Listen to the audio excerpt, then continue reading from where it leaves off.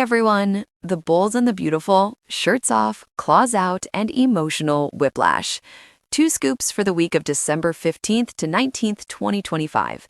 Grab your favorite blanket and maybe a stress ball, because this week on The Bold and the Beautiful was a masterclass in emotional whiplash.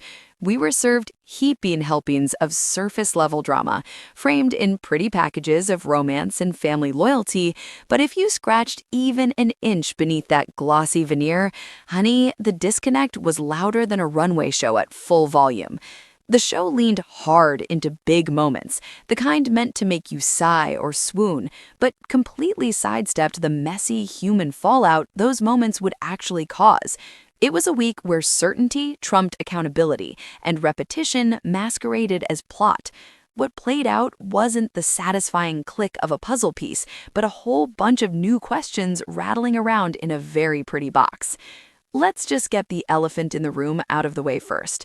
Actually, let's get the 2 incredibly toned, shirtless elephants out of the room. Steffy and Finn, when hot becomes a plot substitute. Listen, we get it. We all get it. Steffy and Finn are visually stunning. They could sell a refrigerator to an Eskimo with just one smoldering look.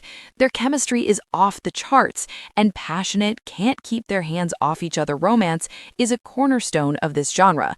It's the whipped cream and cherry on our soapy sundae. But lately, it's become the entire sundae. The bowl, the spoon, and the napkin, too. This week was a carbon copy of the last several. Any room they enter together becomes a designated makeout zone. The dialogue seems to exist solely as a brief intermission between kisses. And the shirts? Those shirts are apparently allergic to their torsos. We're forced to be silent third wheels watching an endless game of tonsil hockey. Now, don't get me wrong, after the hell these 2 have endured, they've earned a stretch of peace. They deserve a period where the universe isn't actively trying to shred their lives. Drama-free romance is a valid and welcome concept. But this isn't drama-free. It's substance-free. It's passion as a placeholder. And it's starting to feel wildly out of sync with reality. Finn's daughter, Hayes' mother, a woman who caused them immeasurable pain, just died after a literally cartoonish prison escape. The emotional and moral complexity of that should be seismic. Yet for this couple, it seems to have functioned as an aphrodisiac. Finn's attitude of, she needed to be gone so we can move on, a polite paraphrase, is chillingly simple. The Steffy and Finn we see now parade through their lives like carefree socialites, not a world-class neurosurgeon and the co-CEO of a global fashion empire.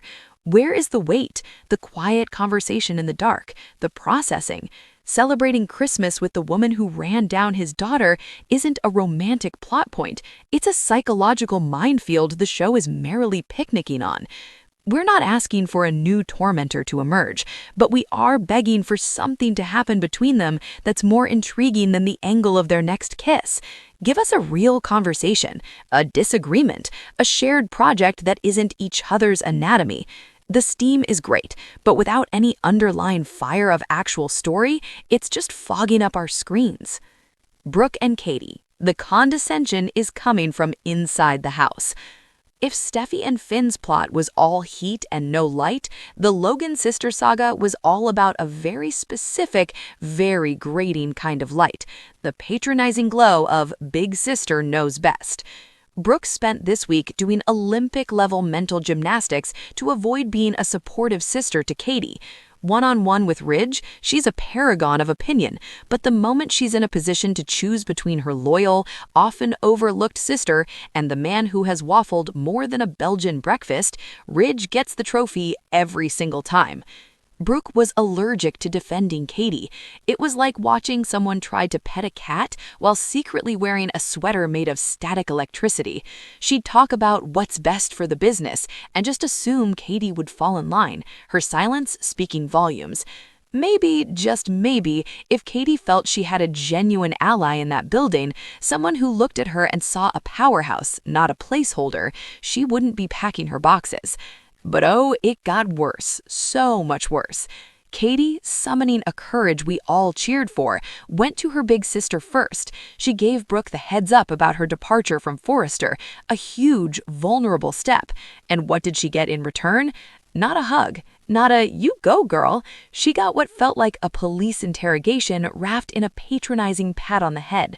Brooke's questions weren't curious, they were loaded with doubt. She clearly doesn't believe her little sister, a term she uses with such dripping condescension. It's a miracle Katie doesn't slip on it. Her feigned acceptance was so thin you could read a rejection letter through it. Here's the thing about quiet condescension. It's a slow burn, and Brooke is playing with fire. Every "my little sister," every doubtful glance, every assumed failure is pure rocket fuel for Katie's new venture. All Katie needs now is a killer design team. Deacon, sharp as a tack, and hungry for legitimacy, feels like a perfect fit to showcase a fresh, modern vision. They could send a message to the world that Forrester is a beautiful, fading dinosaur. Brooke is going to choke on that condescension, and Katie is going to prove once and for all that she is not a supporting character in someone else's story.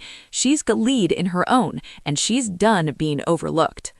The bottom line, where's the heart beneath the hype? This week was beautiful to look at, but frustrating to feel.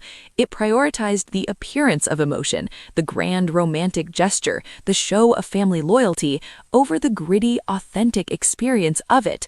Characters acted with absolute certainty, blissfully unburdened by accountability for the emotional wreckage in their wake.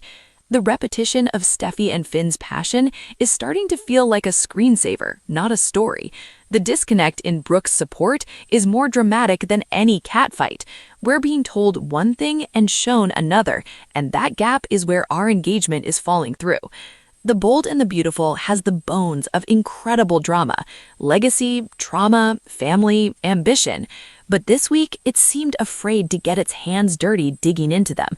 It was all bold declarations and beautiful people, with the messy, beating heart of the story left waiting in the wings. Here's hoping next week the claws come out for a reason, the shirts stay on long enough for a real conversation, and the beauty we see is more than surface deep. Because this audience, we're ready to feel something real. We're ready for the fallout. Bring it on.